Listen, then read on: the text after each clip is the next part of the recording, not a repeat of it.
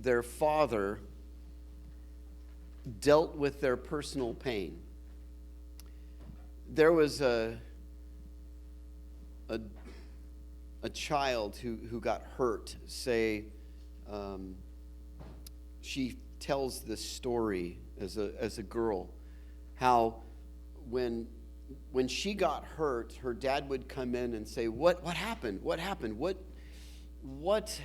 are you crying? Why are you hurt? Why are you in so much pain? And she would say, well, that bed, I cut the corner in the bedroom and whacked my knee on it, and I'm in a lot of pain, and I'm hurting and crying because of that bed.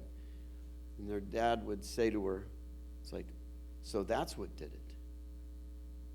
Well, let's go over to that bed and let's take care of business.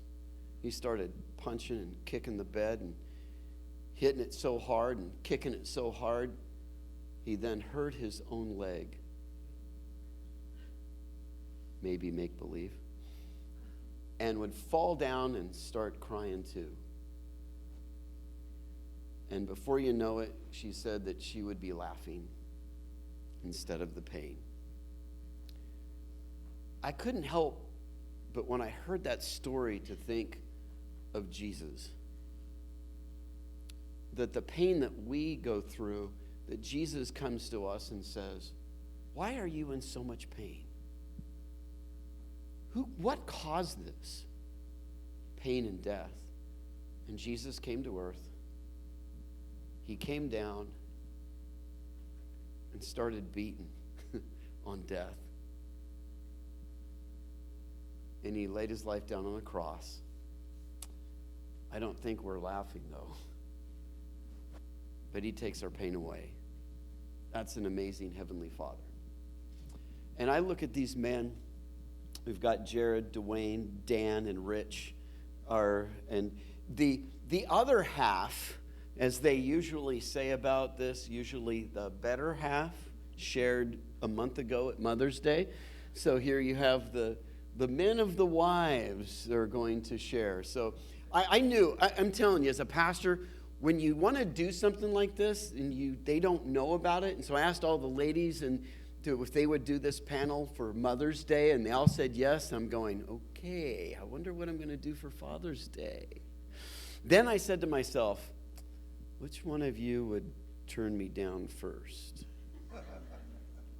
My wife said it was okay. She gave me permission. Okay, all right. And I figured Dan would be the one. So I called up Dan, and I basically texted Dan first. I said, Dan, would you do this? I knew if I got Dan, I'd have the rest of them. Then I asked Christy first, but no. We're going to start off with some questions for these fathers. What do you think the biggest challenge is as a dad today in the 21st century in our culture in America? So first off, I didn't write any new material for this service, so you guys are getting old jokes. If you were in the first service, just laugh. So the biggest challenge that I think there is today is technology. And I say that because I don't think the temptations and the information out there in the world are any different than they were, several years ago. But the access to those has changed. The way we can access that information is different. And I always break up information for my kids in like two groups. One is stuff that they're going to find out eventually, but that I would like to regulate when they find out about it to keep them kids as long as possible. And the other is, information that can lead them down a path of self-destruction. And today, there's a lot more ways to access that information, and technology makes it hard to monitor your kids and monitor what they consume and monitor what information they're getting access to. And there's a few different ways you can, approach that. The first way is to just give your kids access to everything and, not, care about it. And I don't recommend that. Second way is to cut them off altogether. I don't feel like that's the answer because technology is a big part of society. So they need to know how it works and what it does. I myself work in IT, so I've dealt with people that have been cut off from technology on a daily basis sometimes, and it can be frustrating. And the third way is to monitor it, but monitoring it can come in many forms, and it can be very hard. For us, we don't have a lot of technology in our house, which I know sounds weird being I work in IT. But it's one of the things that's my job, and I don't want to come home and then fiddle with it at home too, which I don't want to do it. We have one old laptop and one old Mac, and it's a case of where if our kids need to do research for book reports, things like that, my parents could just be like, go to the library, bye, see ya. Where us like, okay, let's get online, and we have to sit and watch and monitor them, and that's kind of the approach that we take. There's other ways you can do it. I know friends that have VPN set up, and they have monitoring systems on their kid's computer, and hours for internet to shut off, and all these different things. And again, I do that all day long. I don't want to come home and do it a second time. I think, like I said, technology is probably the biggest challenge, and not because the temptations and the information out there is any different, but because we can access it so much more easily than we could before, and it's so much harder to regulate that access to it in a household. So true. I like that. I think it's always been there. It's just more accessible and so close. It goes from the woods to now the bedroom or the kitchen or the living room, wherever that's at. So it's crazy. That's a very good point. Anyone else? Any of you guys? What do you think is the biggest challenge that dads face today? Well, my children are older. They're in their late 20s, early 30s. So the challenge on our part is being available when they need us, being the advice giver. They struggle with the same things we did. We've already been through it, and we have a good enough relationship with our children that they feel comfortable coming to us, asking for advice. What would you do? My son just bought a house with a yard, and he's called me probably 30 times. What's this plant? How do you dig a post hole? The things that he saw me do and knows that I know how to do, and now he's calling me for that advice. And it's a challenge for us in that we want to be there for them, but we don't want to do for them. We want them to learn on their own, to learn how to do things, to experience the joy of accomplishment, which is what they're doing at this point in their life. And now they're parents, and we just sit back and giggle.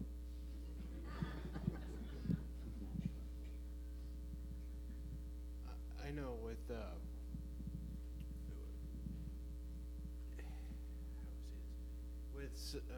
not letting society, not letting media, not letting outside influences change who your kids are, and especially as they get getting older, not letting them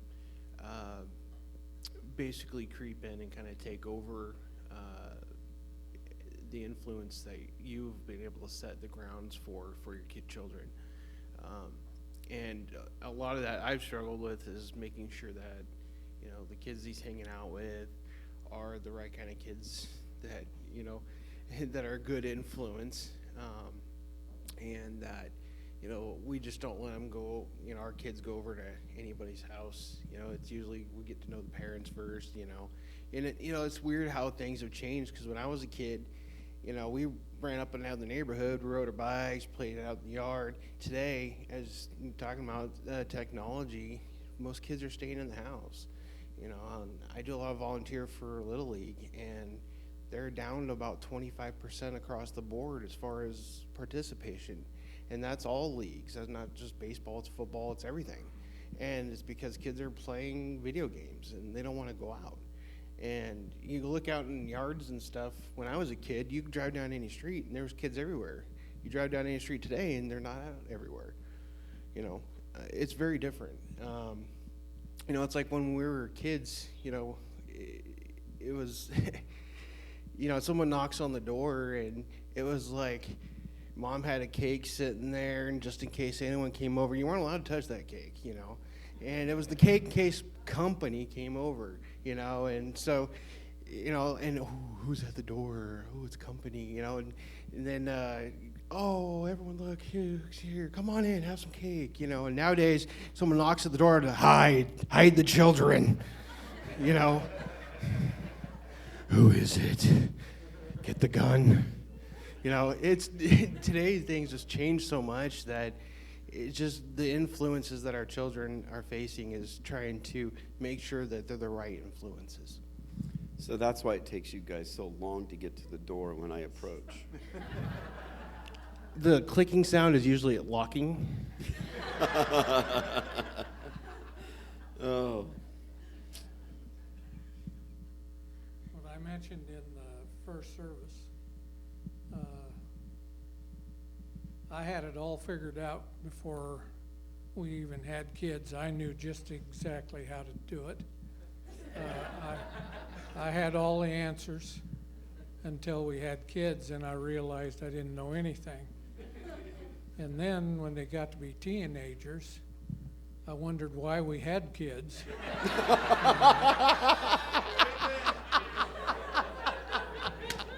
Oh, that's a great one. Then they got older and they had kids, and it would have been nice if we could have skipped the kids and went right to the grandkids.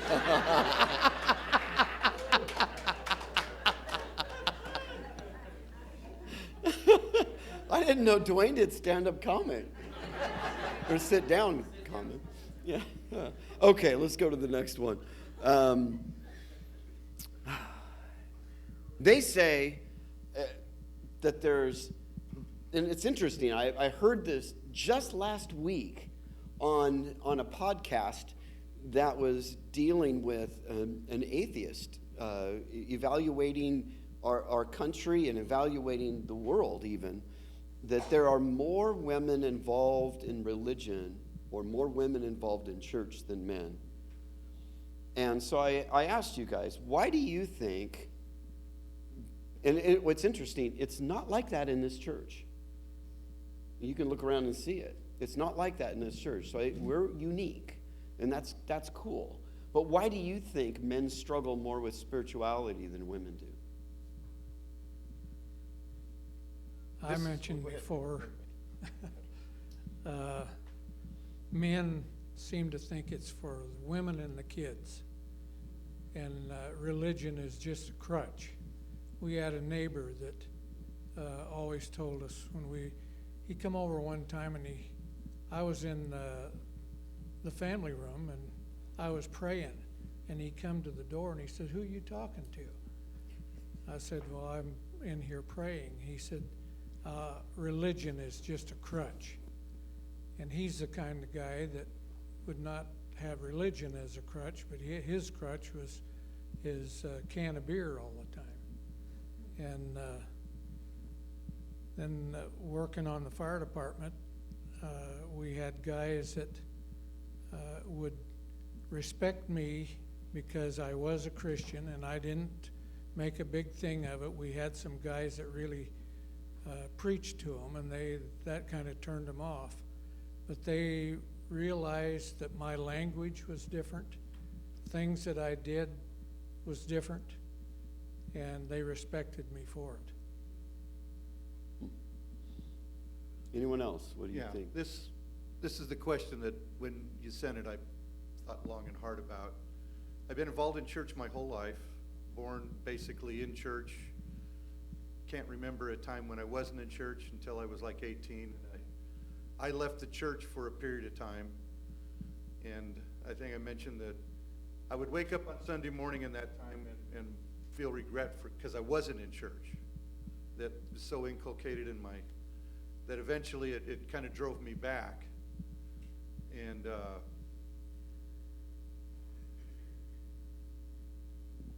church to me was always there. It's always been there. It's been a part of my life. It's important. I don't know that, when I'm not in church, I miss church.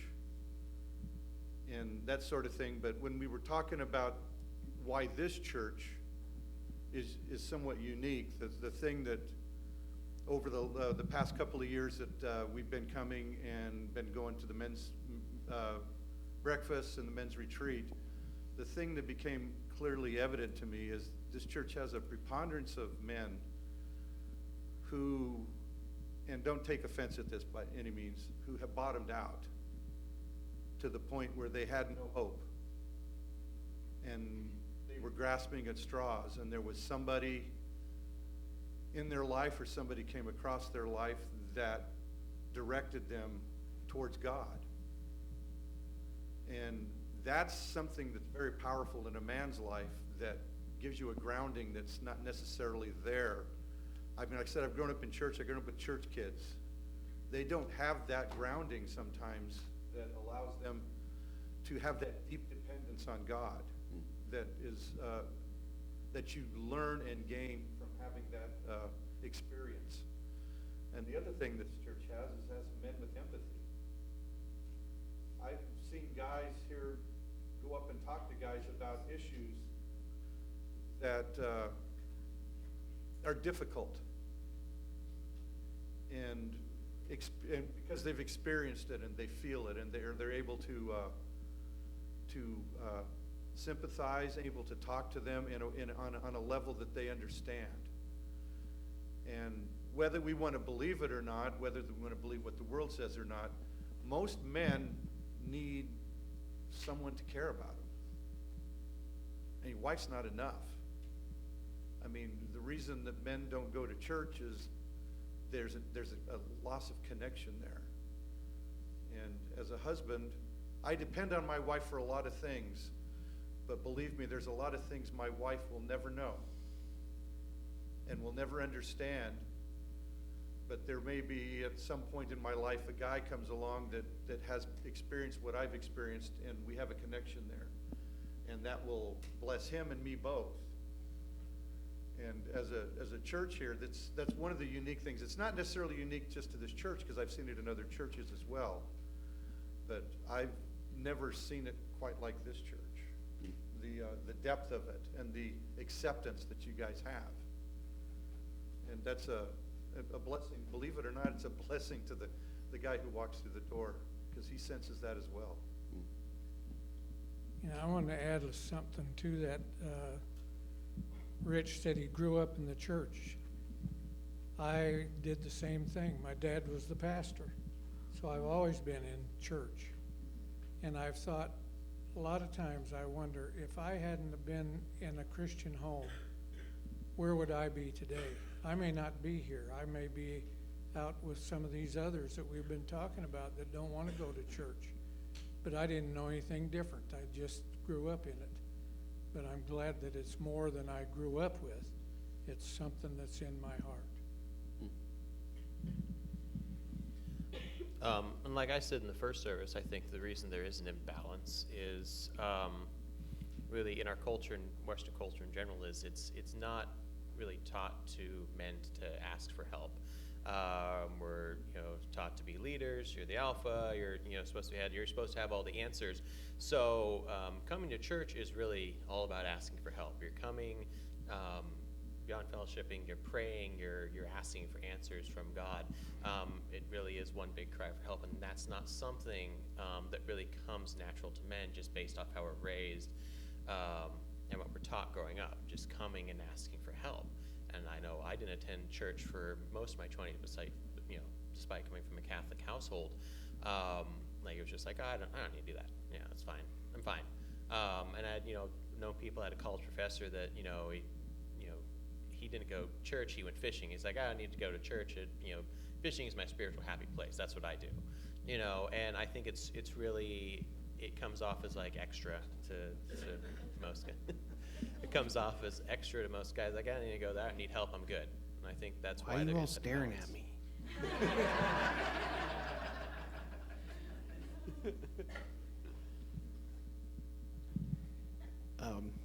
Follow that one up, Dan. What I always, and I think we could probably write a book about why, a lot of men don't go to church and why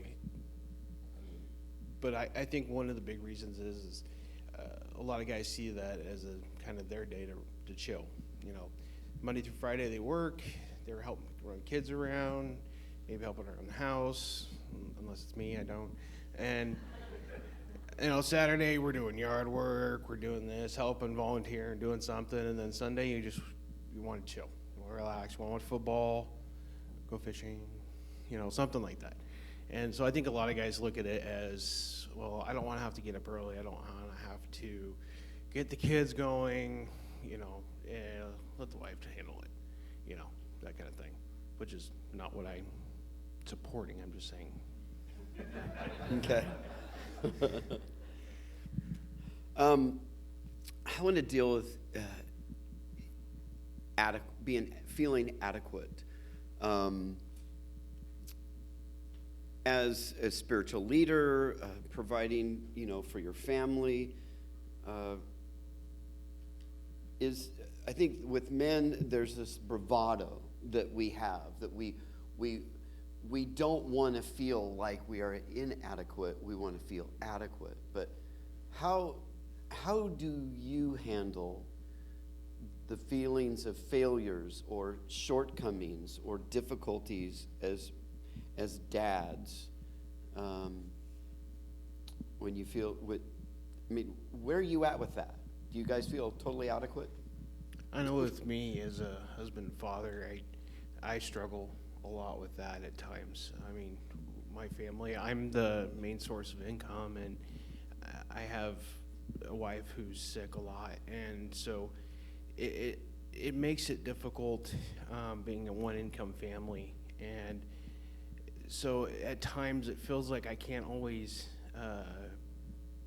be able to provide enough for what we need. And so, yeah, I definitely feel inadequate. And it's those times that when I'm starting to feel that way that it really just takes that prayer. And there are days that on my way to work and sometimes I'll just leave the office and be just, okay, I got to get out of here. And I'll maybe sometimes it feels like I say 100 prayers and usually it's just like, all right, God, yeah, take this. And I may repeat those words about 100 times just because I can't feel like I can handle the strain. And it becomes a lot.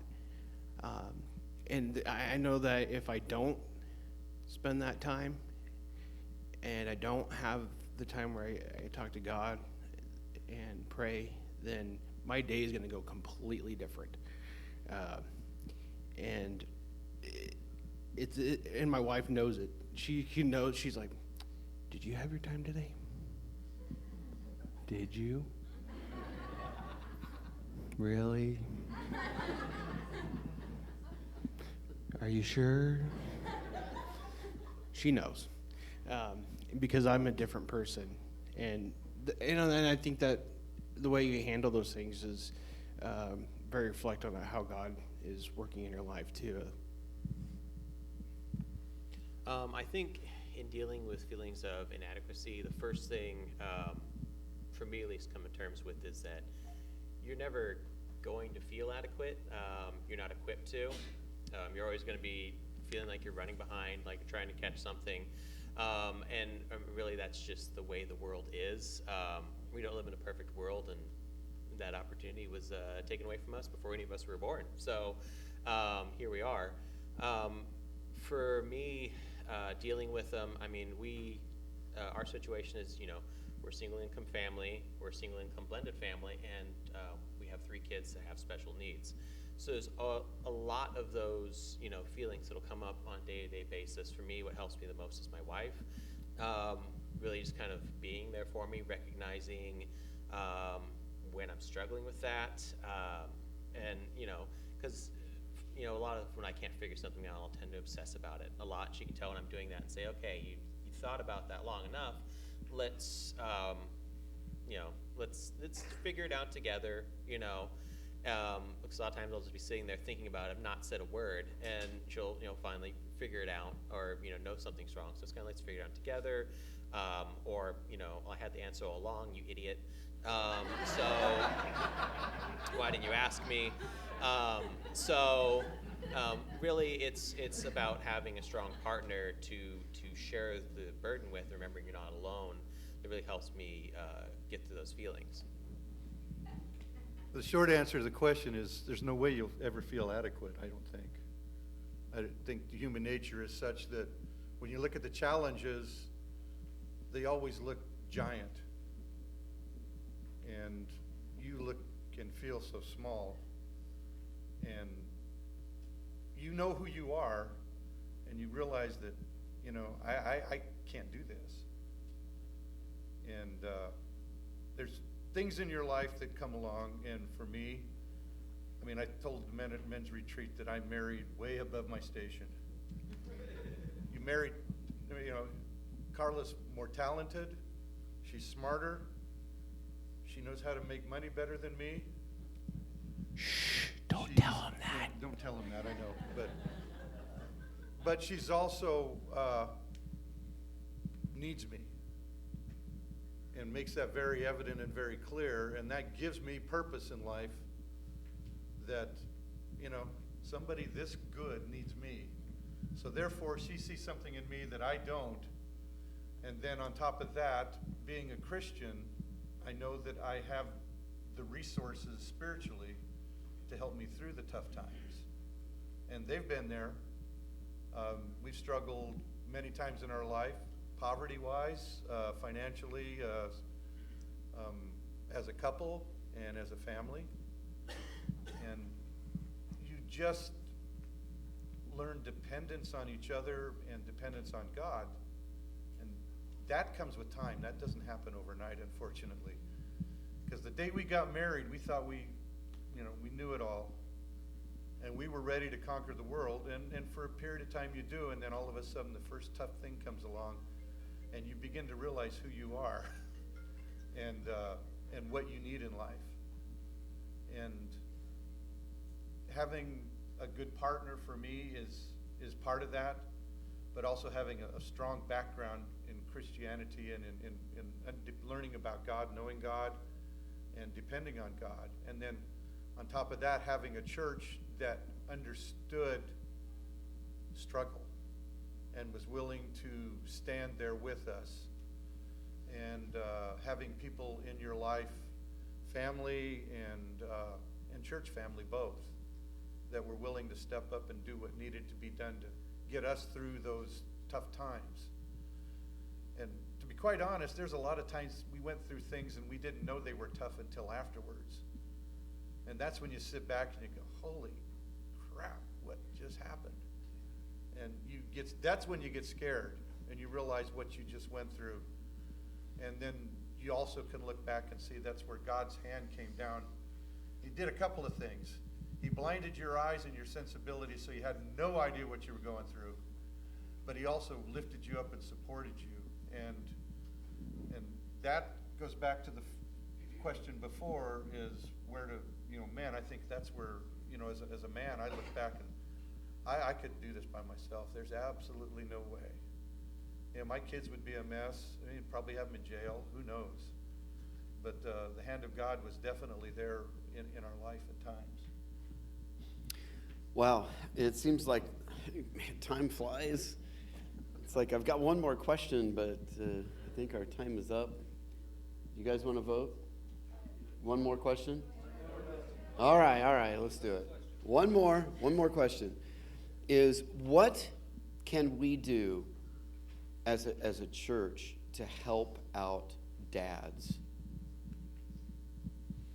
I said this in the first service. I think that it's something that this church already does very well, because as fathers and just parents in general, none of us are really equipped for the responsibility of spiritually preparing and training our kids, and it's something that can't be done alone. And I think this church does a very good job of not only having programs and just great youth pastors and young adult pastors that are just they're always there for the kids, always thinking of something new. Basketball camp, that's how we came to this church, basketball camp, and VBS, great nursery programs, like just always there to like spiritually guide kids, but also just people in general that make themselves available to kids, because kids aren't going to always listen to their parents. They're not always going to take our advice. So just having like all these people around and just so many programs that kids can get spiritually fed from in ways that, as parents we just can't do is probably the most important thing. I think this church does it very well. I mentioned this in the first service, that it's kind of a commercial for our church. We have one of the best children's pastors that you can ask for. We've got good youth pastor, and the different programs that we have. I look back when the church was so small, and our kids was about the only kids. And I think, man, I wish we'd have had what we've got here today for our family. Would have been great. But time has gone on, and what we have to go with what we had. And the thing I have to do now is pray for my kids, my grandkids, and even great-grandkids now. I think we can go fishing more. I think God's really trying to speak to you, Dan, but you're being a little bit rebellious. I think we do great as a church. And one thing that's been very important to me is my work takes me on the road a lot, so I'm gone. And unfortunately, I have to be in a different state a lot of times on Mondays, so I miss Sunday. And that's hard for me because Sunday's important, and being here is important, and making sure my kids are here is very important. Because my foundation in the church as a young kid has laid the foundation for where I'm at now. And even through some rough times and sometimes where I may have stepped away from the church, I always came back, and because I had a foundation. And I want that for my kids. No matter what happens in their life, I want them to learn about God and Jesus and understand the Bible. And I think the camps and the youth pastor we have here is amazing. And when I'm gone and I'm traveling, I usually ask my wife, I say, hey, you guys get to church today. And sometimes she can do it on her own, and other times she can't because she's not feeling good. But, it is very important, and I think we do a good job. As far as, I can't think of any way to improve. I'm sure there is one, but you can always improve, but I think we do good. It's your turn. Yeah, I know. I'm trying to put into words what I'm thinking, and it's somewhat difficult. They're hungry. The men of this church are nice and unique, friendly. Most of them. They're giving. They're willing to do what needs to be done. And I don't know what all could be done beyond what we're doing. We do provide opportunities for the fellowship, but maybe more activity type things that are oriented towards the men. And like fishing. And we do have some things that we would like to do, but we just need to hear feedback from the men as to what they would want to do. There's a lot of cool opportunities in this state. You guys don't know how lucky you are to live in Oregon. I mean, you could live in Oklahoma or Texas or Kansas. Oh, no. And believe me, those are all great states, but the opportunities that are there, are not near what the opportunities are that are here. And so it's somewhat unique. And the other interesting thing is the opportunities for reaching out into your neighborhood and your community are so much greater here. You go to those states that I mentioned, Sunday morning, 75 to 80% of the people are in church. They may not believe it, they may not live that life, but they go to church because that's the culture. The culture here is so much different and makes it difficult, but it also makes it opportunistic. Because whether you want to believe it or not, all men are the same. They have the same needs, they have the same desires and the same wants. Sometimes they just have them in the wrong priorities. And it takes somebody with a little bit of guts, a little bit of willingness, and a little bit of opportunity to change people's focus. And that's, that's what the pastor does. Believe it or not, he changes people's focus on what's important in their lives. That's what a sermon is. But that's also what friendship is. And if you guys don't have friends outside of church, you're missing God's greatest opportunity to give you a blessing, is to see somebody you know and love come to the Lord. And that's the only way it happens, is through friendship. And they say statistically that 75 to 80% of people, even in Oregon, would go to church if someone asked them, but they've never been asked. But it takes a gutsy, okay, I don't care what you think of me, even if I'm a little bit of a wussy man because I go to church, I'm still going to ask you. And the key to a family is the father. And that's kind of where we have to, I think that's why the focus needs to be that. And that's why our church is what it is. The men come. And they bring their wives and their children and their fathers and their mothers and their cousins. And, you look around and a lot of relationships in this church. You touched on something that's interesting. They say that a challenge for men is because the church has been wussified.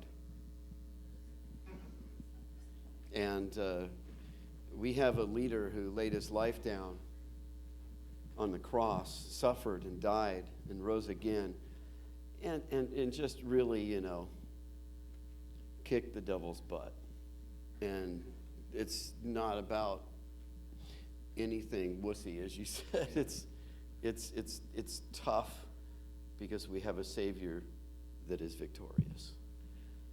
Let's give it up for these guys. Man, it's awesome. Awesome.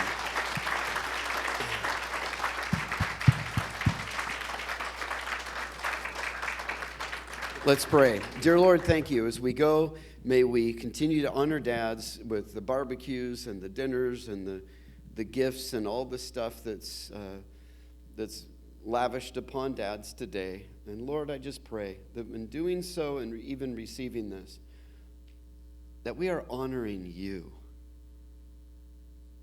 In Jesus' name, amen. God bless you.